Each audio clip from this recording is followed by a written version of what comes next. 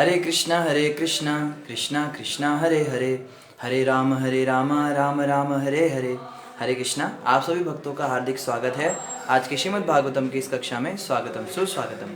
और हम चर्चा कर रहे हैं श्रीमद् भागवतम के पंचम स्कंद के चतुर्थ अध्याय पर, जिसका नाम है भगवान ऋषभ देव के लक्षण। तो जल्दी से हम रिकैप करते हैं, कल हमने क्या पढ़ा था। कल हम पढ़ रहे थे कि महाराज नाभि के पुत्र के रूप में भगवान ऋषभ देव के जन्म लेने का वरदान भगवान विष्णु से मांगा गया था। जो पुरोहित गण थे उन्होंने बड़ी सुंदर स्तुति की भगवान की, और उन्होंने ही कहा कि हे प्रभु, आप कृपा कीजिए, ये जो नाभि राजा हैं इनको अपने ही समान एक पुत्र दीजिए। तो भगवान ने कहा, अरे मेरे समान तो केवल मैं ही हूँ, तो ऐसा करते हैं, मैं ही इनके पुत्र के रूप में प्रकट हो जाता हूँ। और इसी श्रृंखला में आज हम पढ़ रहे हैं श्रीमद् भागवतम पंचम स्कंद अध्याय चौथा, श्लोक संख्या हम प्रथम से प्रारंभ करेंगे। शुरुआत से ही प्रारंभ करेंगे कि भगवान ऋषभ देव कैसे थे, भगवान का अवतार जो नाभि जी के पुत्र के रूप में हुआ वो किस प्रकार के थे, क्या उनके लक्षण थे। 5.4.1 श्री शुक उवाच। श्री सुखदेव गोस्वामी ने कहा, जन्म से ही महाराज नाभि के पुत्र में भगवान के लक्षण प्रकट थे। देखो, भगवान का अवतार ना हर किसी व्यक्ति को नहीं माना जाता। आज का ट्रेंड चल गया, हम राह चलते किसी भी सड़क छाप बाबा को भगवान मानने लग जाते हैं, पर ऐसा नहीं। भगवान के अवतार के कुछ लक्षण होते हैं, जैसे चरण तल के चिन्ह, ध्वज, वज्र इत्यादि। भगवान के जो अवतार होते हैं उनके चरणों के नीचे हैं जो तलवे होते हैं, उन पे कुछ चिन्ह होते हैं विशेष, जैसे ध्वजा का चिन्ह होता है, वज्र का चिन्ह होता है इत्यादि। ये लक्षण होने चाहिए। यह पुत्र सबके साथ समभाव रखने वाला और अत्यंत शांत स्वभाव का था। तो भगवान ऋषभ देव जो थे वो बचपन से ही बड़े शांत स्वभाव के थे। यह अपनी इंद्रियों तथा मन को वश में कर सकता था, और परम ऐश्वर्यवान होने के कारण उसे भौतिक सुख की लिप्सा नहीं थी। तो किसी भी प्रकार की उनको कोई कमी नहीं थी। बचपन से उन्होंने बहुत अमीरी देखी थी, अच्छे खासे परिवार में हुए थे, और तो भी अपनी इंद्रियों पर संयम किया। देखो, इंद्रियों पर संयम करना और एक अच्छे घर में जन्म लेना दोनों बहुत मुश्किल है। या तो कोई व्यक्ति जो है किसी गरीब परिवार में होता है तो इंद्रियों पे तो वैसे ही कंट्रोल कर लेता है। जब कुछ है ही नहीं तो इंद्रियों पे कंट्रोल ही करना पड़ेगा। जब खाने के लिए कुछ बढ़िया पकवान है ही नहीं तो सूखी रोटी खा के तो काम चलाना ही पड़ता है। और अगर किसी व्यक्ति के पास भौतिक सुविधाएं बहुत है तो उसके लिए इंद्रियों पर कंट्रोल करना बड़ा मुश्किल हो जाता है। बचपन से ही उसको ऐश की जीवन की आदत होती है। लेकिन दोनों ही बातें एक साथ प्रकट होना बहुत ही कठिन कार्य है। लेकिन भगवान ऋषभ देव कैसे थे, उनमें ये दोनों चीजें एक साथ थी। इन समस्त गुणों से संपन्न होने के कारण महाराज नाभि का पुत्र दिनों दिन शक्तिशाली बनता गया। फलतः समस्त नागरिकों, विद्वान ब्राह्मणों, देवताओं तथा मंत्रियों ने चाहा कि ऋषभ देव पृथ्वी के शासक बने। अब ऋषभ देव जी के अंदर इतने सारे अच्छे अच्छे गुण थे कि सारे जितने भी ऋषिगण थे, जितने भी नागरिक थे, सब कहते थे इनको राजा बनाइए, पूरी पृथ्वी का शासन इनको दिया जाए। जब महाराज नाभि का पुत्र प्रकट हुआ तो उसमें महाकवियों द्वारा वर्णित समस्त उत्तम गुण दिखाई पड़े, जैसे ईश्वर के लक्षणों से युक्त सुगठित शरीर। भगवान के शरीर का एक तरीका होता है, उनकी बनावट होती है। जो भगवान के अवतार होते हैं उनके शरीर में कुछ विशेष लक्षण देखे जाते हैं। जैसे एक तो ये लक्षण देखा गया कि चरण के नीचे चिन्ह होना चाहिए, ऐसी और भी कुछ लक्षण होते हैं। शौर्य, बल, सुंदरता, नाम, यश, प्रभाव तथा उत्साह, ये सब जो है उनके शरीर के अंदर प्रकट होते थे। जब उनके पिता महाराज नाभि ने इन समस्त गुणों को देखा तो उन्हें मनुष्यों में श्रेष्ठतम अथवा सर्वश्रेष्ठ व्यक्ति मानकर उनका नाम ऋषभ रख दिया। ऋषभ शब्द जो है इसका मतलब होता है सर्वश्रेष्ठ, और उनके पिता ने देखा कि उनके व्यक्तित्व में ये सारे के सारे सर्वश्रेष्ठ गुण थे, मनुष्यों में वो सर्वश्रेष्ठ थे, इसलिए उनका नाम ऋषभ रखा गया। भौतिक रूप से महान ऐश्वर्यशाली स्वर्ग का राजा ऋषभ देव से ईर्ष्या करने लगा। बस अब शुरू हो गई इंद्र की कहानी। कोई महान व्यक्ति पैदा होता नहीं संसार में, कोई अवतार भगवान का आता नहीं, देवताओं को बड़ी दिक्कत हो जाती है। देवताओं का क्या होता है ना कि जैसे कोई व्यक्ति ख्याति प्राप्त करने लगता है तो इनके मन में ईर्ष्या हो जाती है कि लोग इसकी क्यों जय जयकार कर रहे हैं, मेरी जय जयकार क्यों नहीं कर रहे। कई बार भक्तों में भी ये देखा जाता है, भक्त जो होते हैं वो थोड़ी मोड़ी कोई सेवा करते हैं मंदिरों में तो बड़े खुश रहते हैं, उनकी बड़ी तारीफ होती है, बहुत अच्छा। उनसे बढ़िया सेवा करने वाला कोई आया कि धमका नहीं, बस ईर्ष्या चालू हो जाती है, ये कैसे मेरे से अच्छी सेवा कर रहा है। बड़ी ये बीमारी है। कॉलेजों के अंदर ऐसा होता है, ऑफिस के अंदर ये होता है, परिवार के अंदर होता है। कोई नई बहू आ जाती है, वो बढ़िया काम करने लगती है तो पुरानी बहुओं को बड़ी चिढ़ हो जाती है, इसको कैसे घर से बाहर निकाले। तो ये जो है ये देवताओं के अंदर भी देखने को मिलता है। तो ये जो है ये बड़ी बीमारी है हमारी। अब किसको ईर्ष्या हो गई? स्वर्ग के राजा इंद्र को ईर्ष्या हो गई इनसे। अतः उसने भारतवर्ष नामक लोक पर जल बरसाना बंद कर दिया। कहते ना कि आप जो हैं इतनी बढ़िया सेवा कर रहे हो, मुझे आपसे ईर्ष्या है, मैं आपकी हेल्प करना बंद कर दूंगा। डिपार्टमेंट्स जो होते हैं अलग अलग, जैसे ऑफिस के अंदर होते हैं या मंदिर में भी डिपार्टमेंट्स होते हैं, कहते हैं मैं आपके साथ कोऑपरेशन बंद कर दूंगा, क्या कि आप थोड़ा नीचे आ जाओ। ये बड़ी बीमारी है हमारे अंदर, दूसरे को हम प्रगति करते देख नहीं पाते। तो इंद्र ने क्या किया, जो जितना इनका राज्य था, भारतवर्ष था, उस पर बरसात करना बंद कर दिया। उस समय समस्त योगों के स्वामी भगवान ऋषभदेव इंद्र का प्रयोजन समझ गए और थोड़ा मुस्काए। जो सचमुच में श्रेष्ठ भक्त होते हैं या भगवान के अवतार होते हैं, वो इनकी परवाह नहीं करते। ईर्ष्या करने वाले करते रहे, उन्हें कोई फर्क ही नहीं पड़ता, वो अपना काम करते रहते हैं। तो भगवान मुस्कुराए, ये क्या मूर्खता कर रहा है, ये बदले में ईर्ष्या नहीं करी। तब उन्होंने अपने शौर्य तथा योग माया से अजनाब नाम से विख्यात अपने देश में अत्यधिक वर्षा की। लो जी इंद्र, तुम्हें क्या लगता है मैं तुम्हारी वर्षा का मोहताज हूं? अरे भगवान तो चाहे तो पूरी सृष्टि के अंदर जो है वर्षा रुकवा दें, उनके पास इतनी शक्ति है। इंद्र को शक्ति किसने दी है वर्षा करने की? भगवान ने तो दी है। तो भगवान ने कहा भाई तू मेरे पास वर्षा नहीं करेगा, मत कर। भगवान ने स्वयं ही वहां पर वर्षा कर दी। अपनी इच्छा अनुसार श्रेष्ठ पुत्र पाकर राजा नाभि दिव्य आनंद के कारण विह्वल और पुत्र के प्रति अत्यंत वत्सल हो उठे। तो महाराज नाभि को जब पता लगा मेरा पुत्र इतने शौर्य के कार्य कर रहा है, तो उन्हें बड़ा आनंद हुआ और वो बड़े वत्सल हो गए अपने पुत्र पे। देखो कितना अच्छा बच्चा मेरा है, कितना महान व्यक्ति है। उन्होंने गदगद वाणी से उसे कहा, मेरे प्रिय पुत्र, मेरे प्यारे, ऐसे शब्दों से संबोधित किया। ऐसी बुद्धि योग माया से उत्पन्न हुई जिसके कारण उन्होंने अपने परम पिता भगवान को अपने पुत्र रूप में स्वीकार किया। नाभि जी को पता था कि भगवान विष्णु ने उन्हें वचन दिया है कि वे ही स्वयं उनके पुत्र के रूप में आएंगे और उनके पुत्र के अंदर भगवान के सारे लक्षण भी प्रकट होते थे। लेकिन तो भी उन्होंने क्या किया, हे मेरे पुत्र, हे मेरे प्यारे, ऐसे बोलने लगे। तो प्रश्न उठता है, जब उन्हें पता था कि उनके सामने उनका बाप है, भगवान है, तो फिर वो उसको अपना पुत्र कैसे कह रहे हैं? तो ये योग माया से होता है। भगवान कृष्ण कहते हैं ना गीता में, योग माया समावृता, मैं अपने आप को योग माया से ढक लेता हूं। जब भगवान कृष्ण प्रकट होते हैं तो चारों तरफ योग माया से ढके रहते हैं, जिससे कोई उन्हें पहचान नहीं पाता। बहुत सारे ऐसे भक्त हुए हैं जिनके साथ भगवान ने लीलाएं की और भगवान उन्हें पहचान नहीं पाए, भक्त उन्हें पहचान नहीं पाए। यशोदा मैया को कई बार ब्रिज की माताएं आकर कहती थी, यशोदा तेरा बेटा जो है ना, ये तो लगता है भगवान ही है। क्यों? अरे कभी पहाड़ उठा लेता है, कभी इतने बड़े सांप को मार देता है, कभी छकड़ा फेंक देता है, कभी पूतना के ऊपर चढ़ जाता है, कुछ ना कुछ अद्भुत कार्य करता रहता है। तो यशोदा मैया जैसी भगवान कृष्ण को देखती थी, भोली सी सूरत भगवान बना लेंगे, कहती थी ये करेगा ये सब काम। उनके नन्हे नन्हे हाथ अपने हाथ में लेकर कहती थी, इन कोमल हाथों से ये गोवर्धन उठाता है। अरे वो सब भगवान विष्णु की कृपा थी इसके ऊपर, वो इससे करवा रहे हैं, ये भगवान नहीं हो सकता। मतलब विश्वास ही नहीं होता इन बातों पे, भगवान कैसे हो सकता है? क्योंकि भगवान की योग माया शक्ति जो है उनको आवृत करके रखती है। एक बार एक कृष्ण भक्त थे बहुत बड़े, तो भगवान कृष्ण का बड़ा भजन करते थे, बड़ा नाम जपते थे। तो भजन करते करते जो है एक बार एक राम भक्त से मिले और उन राम भक्त ने कहा, अरे आप तो कृष्ण के भक्त हो, हम तो जा रहे अयोध्या, आप हमारे साथ रामलला के जन्मभूमि के दर्शन करने चलो। उन्होंने कहा ठीक है चलते हैं। तो वो जो है उनको राम जन्मभूमि ले गए। वहां पे जो है राम जी का भव्य मंदिर देखा, बहुत सुंदर दर्शन हुए रामलला के, और चारों तरफ जो है गूंज उठ रही थी, श्री राम जय राम जय जय राम, श्री राम जय राम जय जय राम, रघुपति राघव राजा राम, पतित पावन सीताराम। ऐसे ऐसे सब लोग राम नाम का जाप कर रहे थे।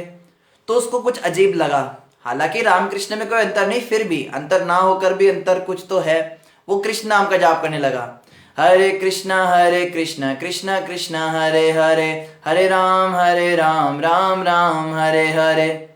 तो सब उसकी तरफ देखने लगे, कृष्ण नाम का जाप कौन कर रहा है। कहते हैं उस टेढ़े का तो पुजारी है, अरे उस टेढ़े की भक्ति मत करो, देखो राम जी कैसे सीधे सीधे हैं, इनके सारे कार्यकलाप सीधे, इनका स्वभाव सीधा, बिल्कुल सरल भगवान है। ऐसे अवतार तो बहुत मन को लुभाने वाले, इतना आनंद आता है इनकी लीला चरित्र पढ़ के।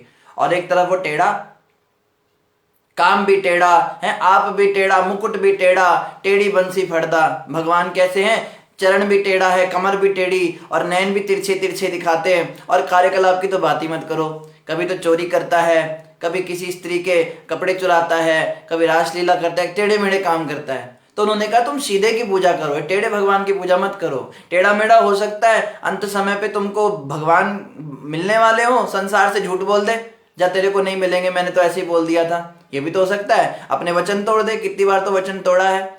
तो उनके मन में डाउट आ गया, बात तो तुम्हारी सही है, अगर मैंने जीवन भर इनका भजन किया, अंत समय पे इन्होंने कहा कि मैं नहीं लेता तुमको गोलोक धाम में, तो मैं क्या कैसे कर सकता हूँ, टेढ़ा तो है। तो उन्होंने क्या किया, कृष्ण नाम छोड़ के राम नाम की दीक्षा ले ली। अब वो राम नाम का जाप करने लगे। तो राम नाम का जाप करते करते करते करते जो है वापस उस स्थान पर आ गए जहां पे वो रहते थे। अब राम नाम का जाप कर रहे हैं तो भगवान कृष्ण को चिंता हो गई, मेरे भक्त के मन में डाउट आ गया कि मैं उसको पार लगा सकता हूँ कि नहीं लगा सकता हूँ, सीधा पार लगा सकते, टेढ़ा पार नहीं लगा सकता। तो क्या हुआ, भगवान जो है छोटे से बालक के रूप में वहां पे प्रकट हो गए, छोटा सा प्यारा सा जो है लाला, और अपने फ्रेंड्स के साथ खेलने लगे। वहां पे कुछ ग्वाल बाल नटखट खेलने लगे, गेंद से खेल रहे थे, बॉल होती है ना, उससे कैच खेलते हैं बच्चे, कैच कर रहे हैं। तो उसकी बॉल जो है वो एक कुएं में गिर गई, और कुएं के अंदर जब बॉल गिरी तो वो आगे भागते हुए, अरे बाबा जब करे थे आंख बंद करके, ए बाबा उठ, एकदम आंख खोली, इतना सुंदर मनोहारी बालक, बड़ा सुंदर लाला है, पर पहचान नहीं पाए, योग माया थी ना, योग माया से आवृत भगवान रहते, पहचान नहीं पाए। कहते बाबा मेरी गेंद नीचे चली गई कुएं में, उसको निकाल के दे। कहता है इतना सुंदर बालक लाला तू है कहां से, ये तो बता पहले। कहते वो सब छोड़, पहले तू बाबा मेरी बॉल निकाल, मेरी गेंद निकाल। तो ठीक है, तो वो देखने लगा कुएं में। कहता है बाबा तेरे को इतना भी अकल नहीं है, अरे किसी सरिये से निकाल, हाथ से थोड़ा ना निकालेगा अंदर जाके। तो बाबा ढूंढने लगा, एक उसको सरिया मिल गया, तो वो सरिया जो है उसने अंदर डाला, और जैसे ही उस गेंद को निकालने लगा तो गेंद कहाँ निकलनी थी सरिये से। तो बाबा कहता है लाला ये तो निकल नहीं रही है। कहते ओफो, अरे टेढ़ा कर, टेढ़ा सीधे से नहीं निकलती है। तो बाबा ने उसको सरिया को टेढ़ा किया, और उसके बाद जो है वो गेंद बाहर निकल गई। तो जैसे ही गेंद बाहर निकली तो उस बच्चे ने क्या कहा, कहता है एक गेंद को सीधा निकाल नहीं सकता कुएं से, तो तू क्या सोचता है तुझे इस संसार के अंदर से, इस मोह माया के बंधन से सीधा निकाल देगा, टेढ़ा ही निकाल पाएगा। और ये कह के भगवान हंसते हुए वहां से अदृश्य हो गए। और वो बाबा सोचता है अरे बालक कौन था। फिर समझ में आया अरे भगवान आ गए मेरे। फिर रोने लगे फूट फूट के, हाय कृष्ण मैं आपको पहचान नहीं पाया। अक्सर ऐसा होता है भक्तों के साथ में, जब भगवान आते हैं तो पहचान नहीं पाते उनको, क्योंकि भगवान योग माया से ढके रहते हैं और मोह में पड़ जाते हैं भक्त लोग। पर भगवान के दृश्य होते फिर एकदम समझ में आ जाता है तो भगवान आए थे। तो उन्होंने अपने राम नाम की माला छोड़ी और वापस से कृष्ण नाम का जाप करने लगे। बात तो सही है, टेढ़ा ही बार निकालेगा। तो यहाँ पे भी यही हो रहा है कि राजा नाभि जो है वो पुत्र उनको समझने लगे भगवान को, क्योंकि भगवान अपनी योग माया शक्ति से आवृत हो गए थे। ईश्वर भी अपनी परमेच्छा के कारण उनके पुत्र बने और सबों के साथ ऐसा व्यवहार किया जैसे वे कोई सामान्य मनुष्य हो। भगवान की जो लीलाएं होती बड़ी मनोहारी होती है, पर कोई पहचान नहीं पाता कि वो भगवान है, बिल्कुल सामान्य मनुष्य जैसा आचरण। इस प्रकार वे अपने दिव्य पुत्र का बड़े ही लाड़ प्यार से लालन पालन करने लगे और वे दिव्य आनंद हर्ष तथा भक्ति से भाव विभोर हो गए। तो बहुत उनको आनंद आया, अपने पुत्र का वो लालन पालन करने लगे। राजा नाभि ने समझ लिया था कि उनका पुत्र ऋषभदेव नागरिकों, प्रशासकों तथा मंत्रियों में अत्यंत लोकप्रिय है। अतः उन्होंने वैदिक धर्म पद्धति अनुसार जनता की रक्षा के उद्देश्य से अपने पुत्र को संसार के सम्राट के रूप में अभिषिक्त कर दिया और उसे विद्वान ब्राह्मणों के हाथों में सौंप दिया, जो शासन चलाने में उसका मार्गदर्शन कर सके। फिर महाराज नाभि अपनी पत्नी मेरु देवी के साथ हिमालय पर्वत स्थित बद्रिकाश्रम में गए और वहां पर अत्यंत प्रसन्नता पूर्वक एवं निपुणता के साथ तपस्या में लग गए। पूर्ण समाधि में उन्होंने कृष्ण के ही अंश रूप भगवान नर नारायण की उपासना की, अतः काल क्रम में महाराज नाभि को वैकुंठ की प्राप्ति हुई। तो महाराज नाभि जो थे उन्होंने देखा मेरा पुत्र जो है ये सभी प्रकार से राज्य चलाने में सक्षम है, तो उन्होंने योग्य ब्राह्मणों को दिया जो आचार्य होते हैं कि इसको ट्रेनिंग दो, अच्छा राजा बनाओ, इसको शास्त्रों का नियम दो और शस्त्रों का ज्ञान दो, ये सब इसको सिखाओ। और स्वयं जो है अपनी पत्नी मेरु देवी के साथ वो बद्रिक आश्रम में चले गए। तो पुत्र जब अपने पैरों पर खड़ा हो जाए उसके बाद पिता का घर में कोई काम नहीं होता। माता और पिता को चाहिए कि वो भगवान की भक्ति करने के लिए निकल जाएं। यही वास्तविक वैदिक धर्म है, सनातन धर्म है। जो अपने आप को हिंदू कहते हैं, सनातन धर्म से संबंधित कहते हैं, उनको इस बात का अवश्य पालन करना चाहिए कि चलो ठीक है, अब गृहस्थ जीवन में गए, गृहस्थ जीवन के अंदर जाकर वहां से लौटा भी जाता है। भागवत के अंदर जितने भी गृहस्थ जीवन के उदाहरण आएंगे उन सब के अंदर हम ये देखेंगे कि वो समय आने पर वापस लौटे और भगवान की प्राप्ति करी। ये नहीं कि घर गृहस्थी में फंसे और फंसते ही चले गए, अंत समय फिर मृत्यु शैया भी घर के अंदर ही त्याग रहे, ऐसा कभी होता नहीं है। तो महाराज नाभि जब चले गए तो उन्होंने नर नारायण भगवान की उपासना की और उनको और उनकी पत्नी को वैकुंठ लोक की प्राप्ति हो गई। हे महाराज परीक्षित, महाराज नाभि के यशोगान में प्राचीन मुनियों ने 2 श्लोक रचे। उनमें से एक यह है, महाराज नाभि जैसी सिद्धि अन्य कौन प्राप्त कर सकता है, उनके कर्मों तक कौन पहुंच सकता है। उनकी भक्ति के कारण भगवान ने उनका पुत्र बनना स्वीकार किया। भगवान ऐसे किसी के पुत्र नहीं बनते, उसके लिए भक्ति चाहिए होती है। हम क्या करते हैं ना, हम भक्ति तो कर नहीं सकते तो हम क्या करते हैं, हमने तो जो है लड्डू को पाल रखे हैं घर में, हम तो उनको अपना बच्चा समझते हैं, वो तो हमारा लाला है, हम तो उनको गोद से ला के बड़ा लाड़ करते हैं और टोकरी में ले जाके घुमाते हैं, उसको समोसे चाट पकौड़ी खिलाते हैं दुकान पे। और अरे तूने मान लिया, उन्होंने तो नहीं माना।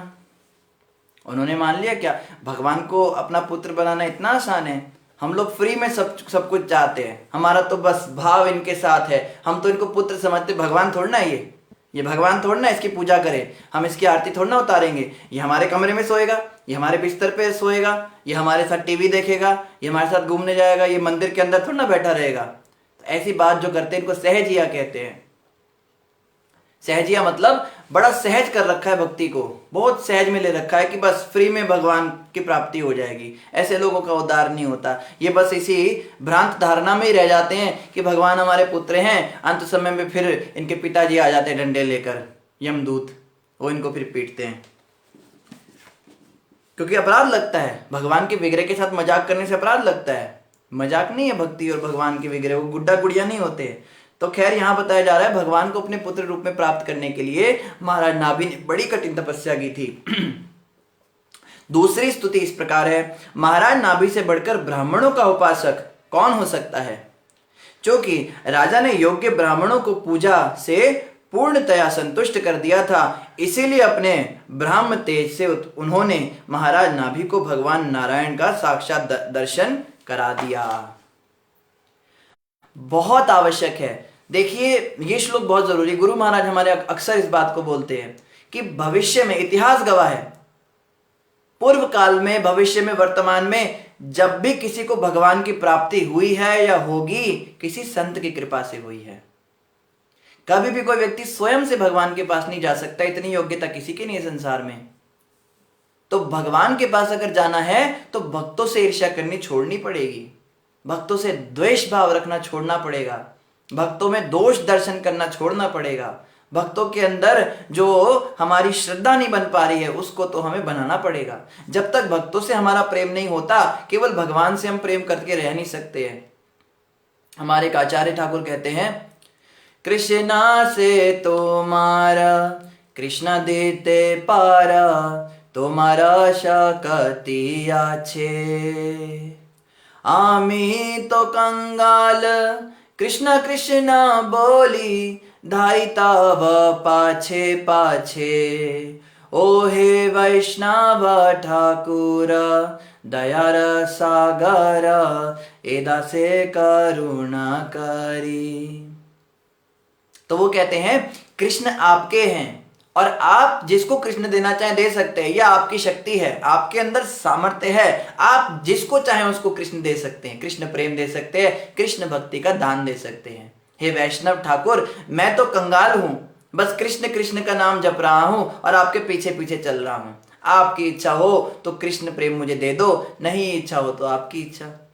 ये वास्तविक भाव है। ये नहीं कोई कहा कोई कोई नहीं है, कहते हैं ना, क्यों बैठे हो चक्कर में, कोई नहीं है टक्कर में। हमारी टक्कर में कौन है? हमारे जैसी भक्तियां कौन करता है? तू भक्त है, तुझे तो गाना भी नहीं आता, तू भक्त है, तुझे तो पकाना भी नहीं आता। हमें देखो, हम कितने श्रेष्ठ भक्त हैं, हर चीज में निपुण, हर चीज में एक्सपर्ट। हमसे गवा लो, हमसे बजा लो, हमसे नृत्य करा लो, हमसे प्रवचन करा लो, हमसे शास्त्रों का ज्ञान पूछ लो, हम बड़े भक्त बन गए। अरे तेरे अंदर जो 10 किलो का अहंकार लेके तू घूम रहा है कि तू भक्त है, यही बताता है कि तू भक्त नहीं बन पाया। अहंकारे मत हैया, अहंकारी जी पागल हो जाता है।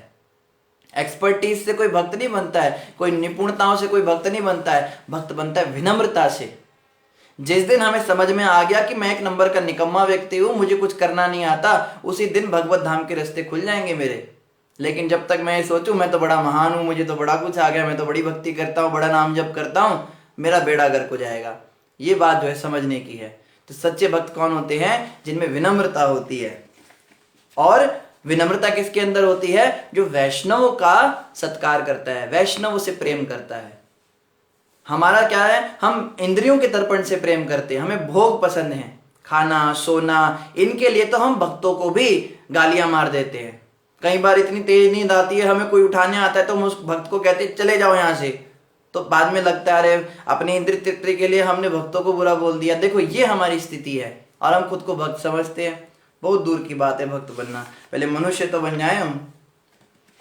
महाराज नाभि के बद्रिकाश्रम प्रस्थान के पश्चात परम ईश ऋषभदेव ने अपने राज्य को ही अपना कर्म क्षेत्र समझा।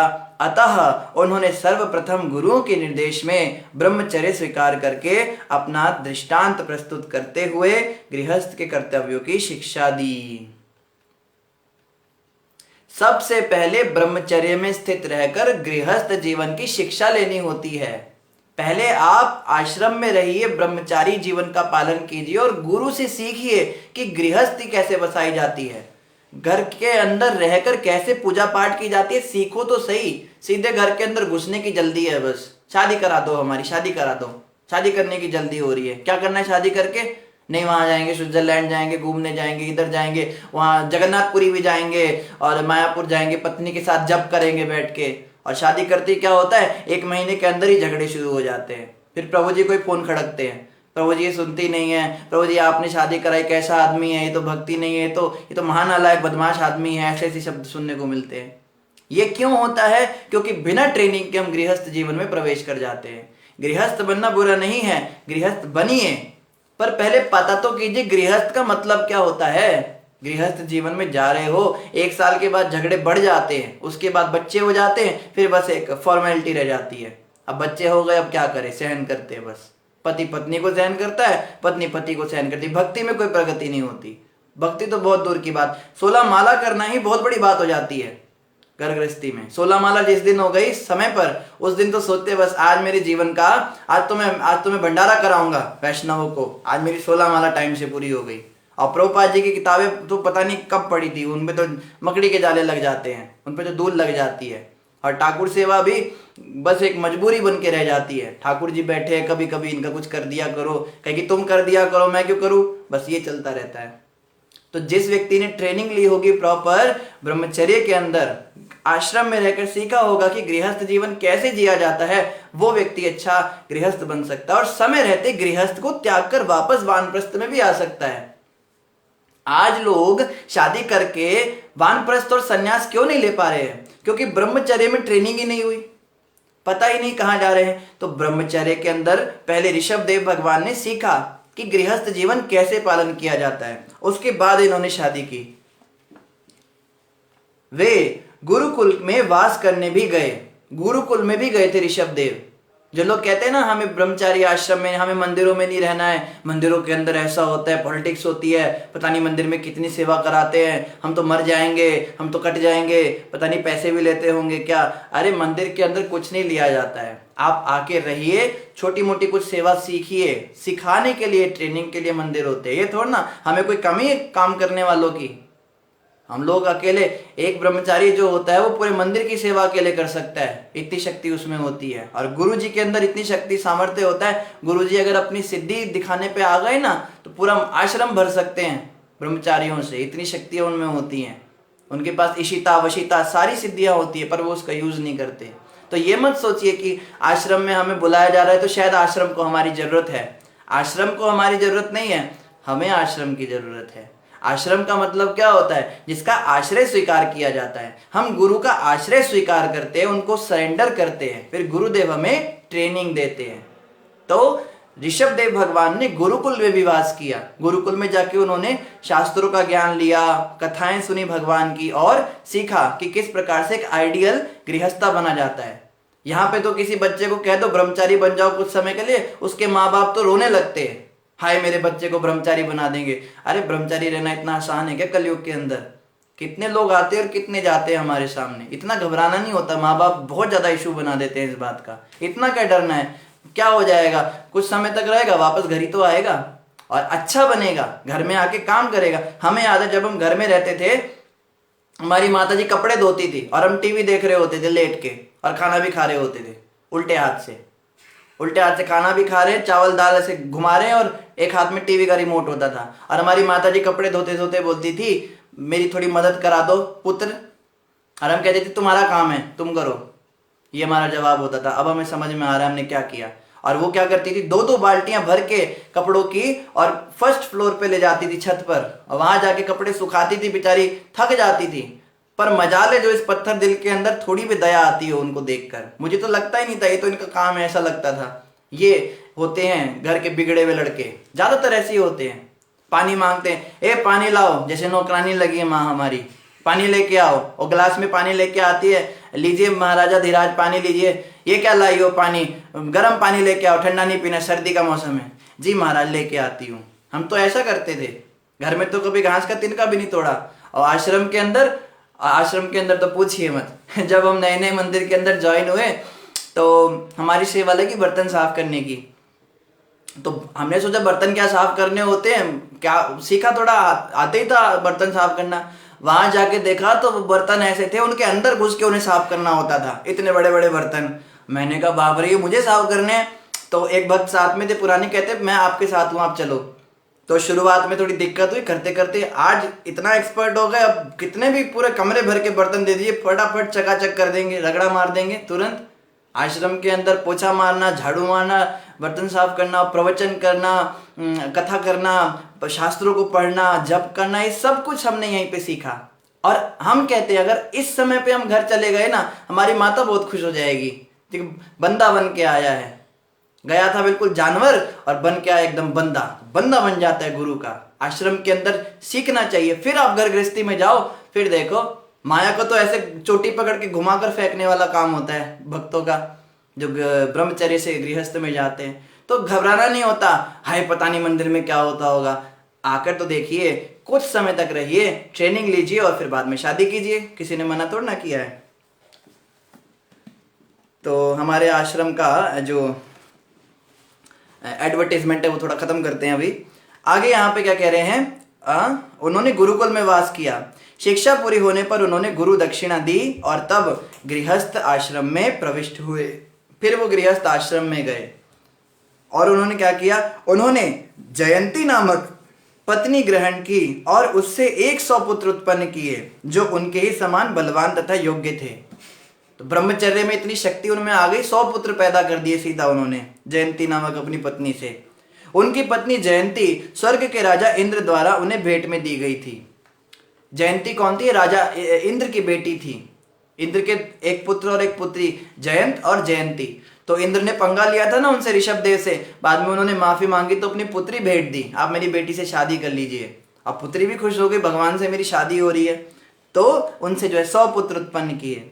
ऋषभ देव तथा जयंती ने श्रुति तथा स्मृति शास्त्र द्वारा निर्दिष्ट अनुष्ठानों का पालन करते हुए गृहस्थ जीवन का आदर्श प्रस्तुत किया। एक तो होता है कुत्ते बिल्लियों वाला गृहस्थ जीवन, वो लड़ रहा है, वो लड़ रही है, वो जूते मार रहा है, वो थप्पड़ मार रही है, वो कोर्ट केस कर रही है, वो घर जा रही है, नखरे कर रही है, वो आटा फेंक रहा है उसके ऊपर। एक ये भी घर होता है, ऐसे घर ज्यादा देखने को मिलते हैं आजकल, साथ में रह नहीं पाते, छोटी छोटी बातों पे झगड़े करते हैं।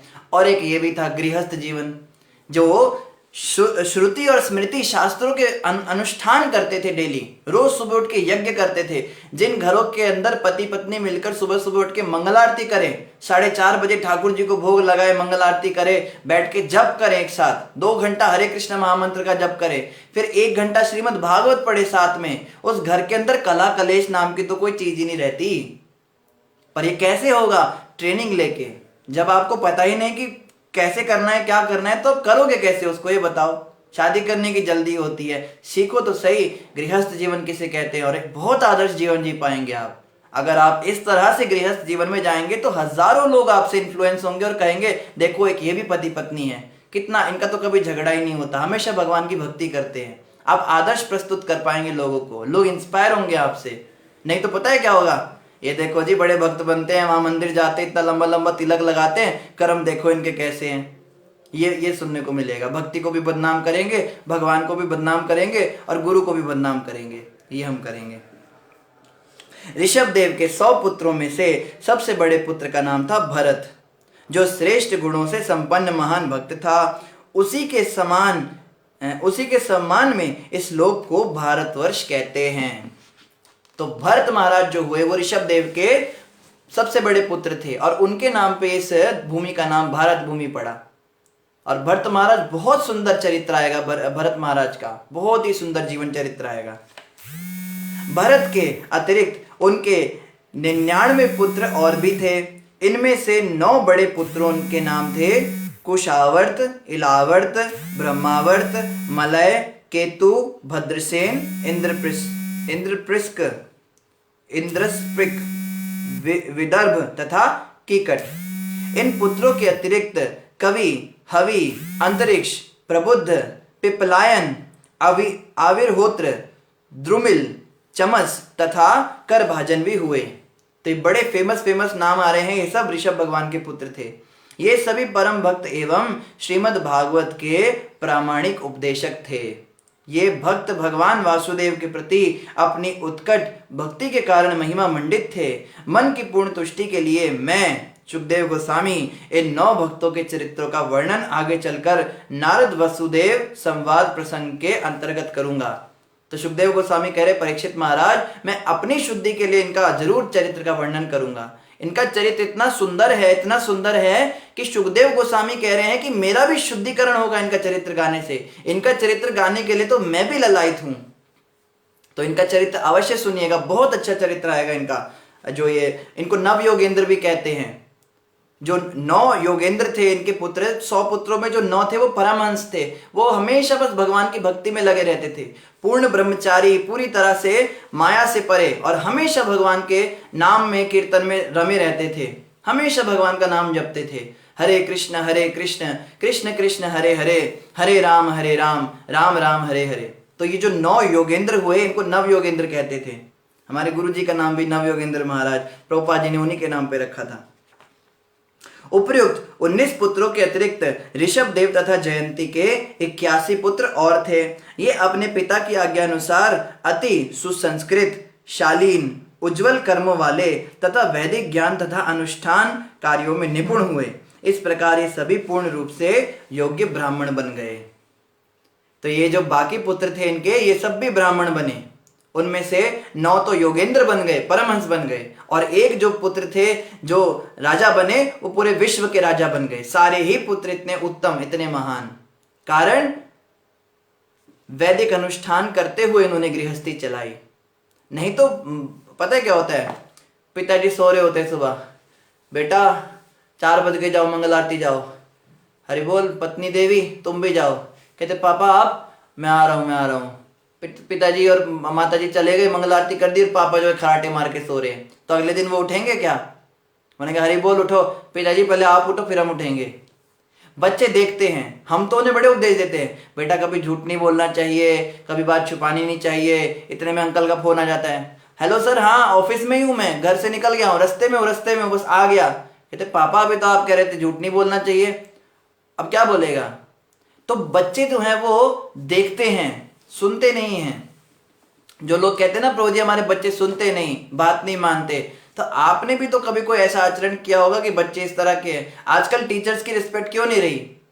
पहले एक समय था जब टीचर्स की इतनी रिस्पेक्ट होती थी, कहीं रास्ते में भी दिखते थे तो बच्चे एकदम घबरा जाते थे, मेरे टीचर हैं। और अब क्लास के अंदर टीचर जो यार यार करके बातें करते बच्चों से, क्योंकि टीचर्स खुद ही उन बातों का पालन नहीं करते, आदर्शों का पालन नहीं करते। साधुओं के नाम पे लोग जो है इतने कुकर्म करने वाले हो गए, लोगों को साधुओं से भी एलर्जी हो गई। जहां पे भी तिलक कंठी और ये हरि नाम चादर देखते हैं, वहां पे कहते हैं आ गए ठगने वाले। कारण कुछ लोग जो हैं वो उन्होंने अपनी खुद की ही इज्जत खराब की। तो बहुत जरूरी है कि हम स्वयं से अगर अच्छे आचरण का पालन करें, अच्छा चरित्र अपना रखें, तो हमारे जो अनुयायी हैं, हमारे बच्चे हैं या समाज के भी लोग हैं, वो भी हमें देख के इंस्पायर होते हैं। तो ऋषभ देव भगवान के जीवन चरित्र से हमें यही सीखना है कि गृहस्थ में जाने से पहले ब्रह्मचर्य अवश्य अवश्य अवश्य होना चाहिए। कुछ समय तक अवश्य हमें आश्रम में रहना चाहिए। ये तो एक नियम बन जाना चाहिए सरकार के द्वारा कि जिसको शादी करनी है कम से कम 1 साल जो है मंदिर के अंदर जाके ट्रेनिंग ले, आश्रम के अंदर नियम बनना चाहिए ऐसा। फिर उसको सब कुछ सिखाना चाहिए प्रॉपर, फिर उसकी शादी को मंजूरी देनी चाहिए। पूर्ण पुरुषोत्तम भगवान के अवतार होने से भगवान ऋषभ देव पूर्ण स्वतंत्र थे, क्योंकि उनका यह स्वरूप शाश्वत तथा दिव्य आनंदमय था। उन्हें भौतिक तापों के 4 नियमों जन्म मृत्यु जरा तथा व्याधि से कोई सरोकार न था। भगवान के अवतार को क्या बुढ़ापा और क्या मृत्यु आएगी, और भगवान के अवतार को कौन सा तो रोग लगेगा। अन्यों को दुखी देखकर वे दुखी होते थे, वे समानदर्शी थे। तो समझ क्या समझ में आया? जो भगवान के भक्त होते हैं, संत होते हैं, वो दुखी क्यों होते हैं? कई बार संत बड़े दुखी हो जाते हैं। कोई कहे संतों को क्या कष्ट? अरे संत दूसरों के दुखों को देखकर दुखी होते हैं। कहा है ना, वैष्णव जन तो तेने कहिए जे पीढ़ पराए जाने रे। वो क्या, वैष्णव किसको कहते हैं? जो दूसरों की पीड़ देखकर दुखी हो जाता है। पर दुख दुखी वैष्णव होते हैं, ऐसे संत होते हैं। प्रभुपाद जी बहुत दुखी रहते थे जब वो लोगों को देखते थे भटके हुए संसार में। जब भी कोई आश्रम से भक्त छोड़कर जाता था तो प्रभुपाद जी बहुत दुखी होते थे। हमने अपने गुरु महाराज को देखा है, मंदिर छोड़ के जब भी कोई भक्त जाता है महाराज जी बहुत बहुत दुखी हो जाते हैं। कई बार तो उन्हें रात को नींद भी नहीं आती है। ऐसा नहीं है कि उनको जरूरत थी उसकी, ये चला गया अब कैसे काम रुक गए, नहीं, उसका क्या होगा ये सोच के दुखी हो जाते हैं। अब कहाँ 84 लाख योनियों के चक्कर में पड़ेगा, कितना अच्छा मौका मिला था भक्ति करने का, छोड़ के चला गया, मूर्ख कहीं का, ऐसा सोचते हैं वो, बड़े दुखी होते हैं। वे समस्त जीवात्माओं के शुभ चिंतक थे। यद्यपि वे महान पुरुष, परमेश्वर तथा सर्वनियंता थे, तो भी वे ऐसा आचरण कर रहे थे मानो कोई सामान्य बद्ध जीव हो। सच्चे भगवान के अवतार कभी ऐलान नहीं करते टीवी चैनल साधना के अंदर, और गुरुजी प्रवचन कर रहे हैं मैं भगवान का अवतार हूं, देखो मुझे, पहचानो मुझे, तुम पहचान पा रहे हो? कहते नहीं गुरुजी, तुम माया में घिरे हो इसलिए नहीं पहचान पा रहे हो। तुम पहचान पा रहे हो? हाँ गुरुजी, हाँ तुम सही हो। बस ये चलता है इनका। ये चौथे माले पे चढ़ के और उसमें नहीं बोलते भोपू में, मैं भगवान का अवतार हूं, आ जाओ मेरे शरण में। भगवान के सच्चे अवतार कैसे होते हैं? वो बिल्कुल मनुष्य जैसा आचरण करते हैं, और उनके विषय में शास्त्रों में वर्णन किया होता है, और उनके शरीर के अंदर भगवान के सारे लक्षण प्रकट होते हैं, इससे वो पहचान में आते हैं। अतः उन्होंने दृढ़ता पूर्वक वर्णाश्रम धर्म का पालन करते हुए तद अनुसार कर्म किया। कालांतर में वर्णाश्रम धर्म के नियम उपेक्षित हो चुके थे। फलतः अपने निजी गुणों तथा आचरण से उन्होंने अज्ञानी जनता को वर्णाश्रम धर्म के अंतर्गत कर्तव्य करना सिखाया। ये वर्णाश्रम धर्म क्या होता है? 4 वर्ण और 4 आश्रम होते हैं। ब्राह्मण, क्षत्रिय, वैश्य, शूद्र, ये 4 वर्ण होते हैं, और ब्रह्मचारी, गृहस्थ, वानप्रस्थ और सन्यास, ये 4 आश्रम होते हैं। लोगों ने इसका तिरस्कार कर दिया था। लोग क्या थे, बस खाली पैदा होते थे, शादी करते थे, अब पत्नी के साथ रहते थे, जैसा कि आज हो रहा है। आज का समाज जो है वो वर्णाश्रम में मानता नहीं। आश्रम तो बड़ी दूर की बात रही, आश्रम की तो बात ही मत कीजिए, और वर्ण की बात कीजिए तो वर्ण व्यवस्था को जातिवाद बना दिया इन लोगों ने। आप ब्राह्मण हो, आपने ऐसा कर दिया, वैसा कर दिया। वर्ण व्यवस्था कभी भी जातिवाद नहीं थी, क्योंकि यहाँ पे वर्णन आया है कि ऋषभदेव भगवान के पुत्रों ने शास्त्रों का ज्ञान लेकर फिर योग्य ब्राह्मण बनने की पात्रता स्वीकार की। बचपन से, जन्म से वो ब्राह्मण थे, ऐसा यहाँ पे वर्णन आया नहीं कि ब्राह्मण का बेटा कैसे भी कर्म करे, नीच कर्म करे, वो ब्राह्मण रहता है, ऐसा नहीं होता। या शूद्र का बेटा अगर कितना भी पूजा पाठ कर ले वो शूद्र ही रहेगा। कहते हैं ना, वो पाँव की जूती कितनी भी सुंदर हो पाँव में ही पहनी जाती है। ये सब उल्टी सीधी बातें जो हैं कालांतर में शुरू हुई थी। कश्मीर के अंदर जो कश्मीरी पंडित थे उनकी कितनी दुर्गति हुई बाद में, उनके अंदर भी दोष थे। अपने अपने दोष के कारण ही हमारी दुर्गति होती है। वो क्या कहते थे, मांस खाते थे। कोई ऐसा जानवर नहीं, कहते हैं ना, गऊ को हमने छेड़ा नहीं बाकी कुछ छोड़ा नहीं, ऐसे वो होते थे दुष्ट ब्राह्मण। और वो क्या कहते थे, गऊ अगर हड्डी भी खा ले तो भी गऊ रहती है। उनकी अपनी भाषा में कुछ, वो अपनी कश्मीरी भाषा में ऐसी कहावत कहते हैं कि हम ब्राह्मण हैं, हम चाहे कुछ भी खाएं पिए हम ब्राह्मण ही रहेंगे, हमारा खून ब्राह्मणों वाला है। खून ब्राह्मणों का नहीं होता है, ब्राह्मणों वाले गुण होते हैं। गुणों से आप वंचित हो गए और आप जो हैं चमारों वाले काम करने लगे। चमार का क्या काम होता है, चमड़े का जो काम करते हैं उसको चमार कहते हैं। तो तुम तो चमड़ा खा रहे हो ना, तो तुम तो शूद्र हुए, चमार हुए, तुम कैसे ब्राह्मण को कहते हो। तो गुणों से व्यक्ति ब्राह्मण बन सकता है कोई भी। और ऐसा नहीं है कि ब्राह्मण श्रेष्ठ होते हैं और शूद्र जो है निकृष्ट होते हैं, क्षत्रिय निकृष्ट होते हैं, या वो, ऐसा कुछ नहीं।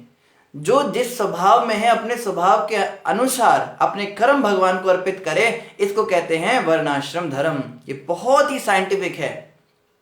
एक छोटी सी कंपनी के अंदर भी ये चारों वर्ण देखने को मिलते हैं।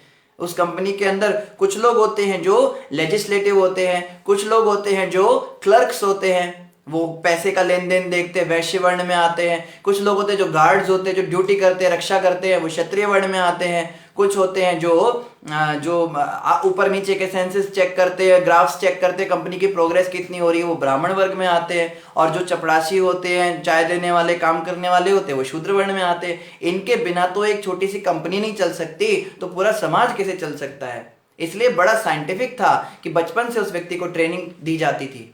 और पता है आज सबसे अच्छा इसका उदाहरण कहाँ देखने को मिल रहा है, चाइना के अंदर।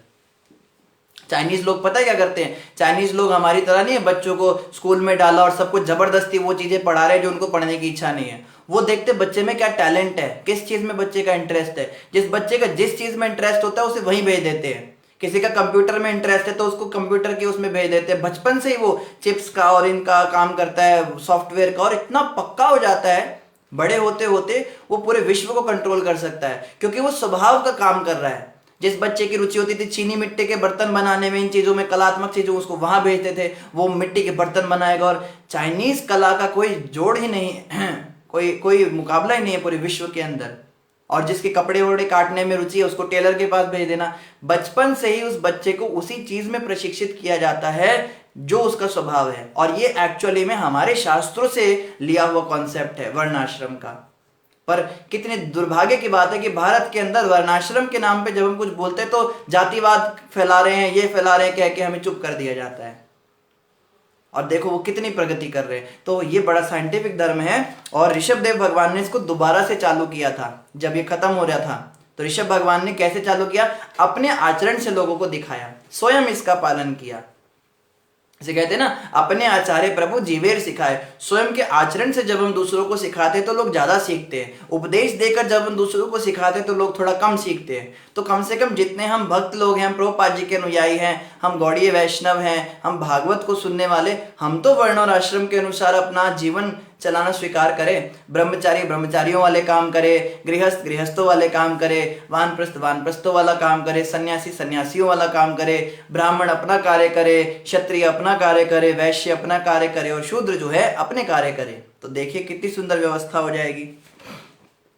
और प्रभुपाद जी ने इस्कॉन संस्था के अंदर आश्रम ला दिए थे। जैसे ऋषभ देव भगवान का भी चरित्र आ रहा है, भगवान के भक्त भी भगवान जैसे ही गुणों वाले होते हैं। प्रभुपाद जी ने इस इस्कॉन संस्था के अंतर्गत ब्रह्मचारी गृहस्थ वानप्रस्थ सन्यासी बनाए। आज भी हमारी संस्था में चारों आश्रम देखने को मिलते हैं। और प्रभुपाद जी कहते थे, my 50% work is yet to be done. 50% मेरा कार्य हो गया, आश्रम की मैंने स्थापना कर दी, अब मुझे वर्ण की भी स्थापना करनी है। मुझे ब्राह्मण वैश्य क्षत्रिय शूद्र बनाने हैं। पर उसको बनाने से पहले उन्हें शरीर छोड़ना पड़ा, क्योंकि उन्होंने शुरुआत ही 70 साल की उम्र में की थी। 11 साल के अंदर क्या क्या करते। तो वर्ण भी अब धीरे धीरे इंट्रोड्यूस हो रहे हैं। इस्कॉन संस्था के अंदर ब्राह्मण दीक्षाएं शुरू हो रही हैं, उनको ब्राह्मणों की ट्रेनिंग दी जाती है, सिखाया जाता है। ऐसी क्षत्रिय दीक्षाएं भी शुरू होंगी। फिर जो वैश्य हैं, शूद्र हैं, उनको भी ट्रेनिंग दी जाएगी। ये सब वर्ण आश्रम कॉलेजेस और स्कूल्स खुलेंगे। तो इस पर भी काम चल रहा है। तो हमें चाहिए कि हम इन बातों को माने। आगे कह रहे हैं, कालांतर में वर्णाश्रम धर्म के नियम उपेक्षित हो चुके थे, फलतः अपने निजी गुणों से तथा आचरण से उन्होंने अज्ञानी जनता को वर्णाश्रम धर्म के अंतर्गत कर्तव्य करना सिखाया। इस प्रकार उन्होंने सामान्य लोगों को गृहस्थाश्रम में प्रशिक्षित किया। वो गृहस्थाश्रम की ट्रेनिंग देते थे कि गृहस्थाश्रम में कैसे रहा जाता है, जिससे वे धार्मिक तथा आर्थिक उत्थान कर सकें। धार्मिक ही नहीं, आर्थिक उत्थान करने के लिए भी शास्त्रों में ट्रेनिंग दी गई है। आप और अच्छे से कैसे पैसा कमा सकते हो और नेक कमाई कर सकते हो बिना पाप किए, और यश, संतान, आनंद तथा अंत में शाश्वत जीवन प्राप्त कर सके। ये सब चीजें वो सिखाते थे। अपने उपदेशों से उन्होंने लोगों को गृहस्थ आश्रम में रहते हुए वर्णाश्रम धर्म के नियमों का पालन करते हुए परिपूर्ण बनने की शिक्षा दी। ऋषभदेव भगवान ने सिखाया गृहस्थ आश्रम में रहकर आप कैसे शास्त्रों के विधि विधानों के अनुसार चल सकते हो। लोग कहते हैं ना, प्रभु जी घर गृहस्थी वाले हैं, पाप तो करना ही पड़ता है, झूठ तो बोलना ही पड़ेगा, आजकल का जमाना, दुनिया भर की बातें।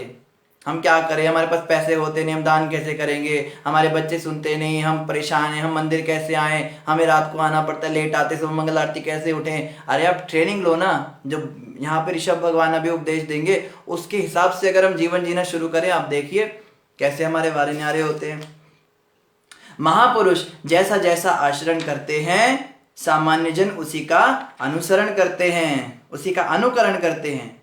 ये श्लोक है, यद चरितम तत् धनुर्वर्तते लोकः। यही सेम श्लोक भगवत गीता में भी आया है। भगवान कृष्ण कहते हैं, यद यद आचरति श्रेष्ठ, जैसा जैसा आचरण जो है महान लोग करते हैं वैसा आचरण सामान्य लोग करते हैं। आज के महान लोग कौन है? बॉलीवुड के स्टार्स। वो जैसा आचरण करते हैं सामान्य लोग भी वैसा ही आचरण करते हैं। बॉलीवुड की हीरोइनें जो हैं वो छोटे छोटे कपड़े पहनती हैं, तो हमारे घरों की बहू बेटियां क्या कहती हैं, ये तो बेचारी फिर भी थोड़े पहन रही है, मैं इससे भी और आगे बढ़ूंगी, और भी दो स्टेप आगे बढ़ूंगी मैं, और उनको काट दूंगी कपड़ों को।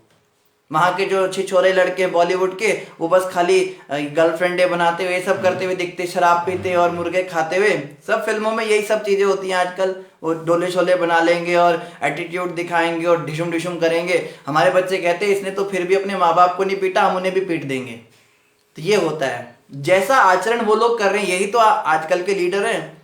तो इनके क्रिकेट स्टार्स हैं, बॉलीवुड के स्टार्स हैं, वो बिग बॉस और पता नहीं दुनिया भर की चीजें बच्चे देखते हैं, यही सब सीखते हैं।